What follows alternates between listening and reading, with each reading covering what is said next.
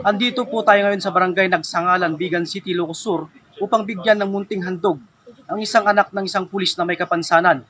Sa inisyatibo ni Police Brigadier General Lou Evangelista R.D. Pruan, tinungo ng mga miyembro ng Regional Community Affairs and Development Division sa pangunguna ni Chief Arcad at ang mga miyembro ng RP Kaduan ang mismong tahanan ni PCMS Edwin M. Bubita na naka-assign sa Regional Headquarters Support Unit sa Pro1. Pinandugan ng kapulisan ng kanyang anak na si Athena, 9 na taong gulang, nakasalukuyang nakikipaglaban sa sakit na bone cancer, ang isang wheelchair na kanyang mga gamit sa pang-araw-araw. Labis na ikinatuwa ni Athena at ng kanyang mga magulang ang handog na ito ng Pro1. Maliban sa wheelchair ay nakatanggap din ng cash at grocery ang pamilya Bubita. Ipinabot naman ni Ginang Bubita ang kanyang pasasalamat sa pamunuan ng Pro1.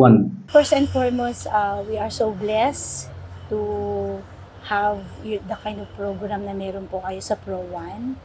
Specifically, ang saya-saya ng family namin, especially for my daughter.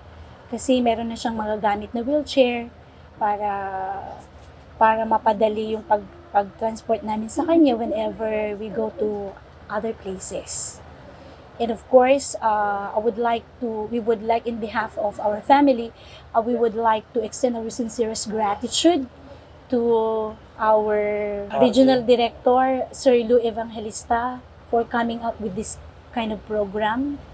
You not only touch the life of our daughter, but also you touch our lives as family, Bobita family.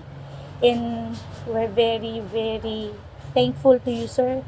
So please continue doing this kind of program to the different communities in the region. And more power and good luck po sa lahat ng pagtulong na gagawin ninyo, sir. Thank you so much.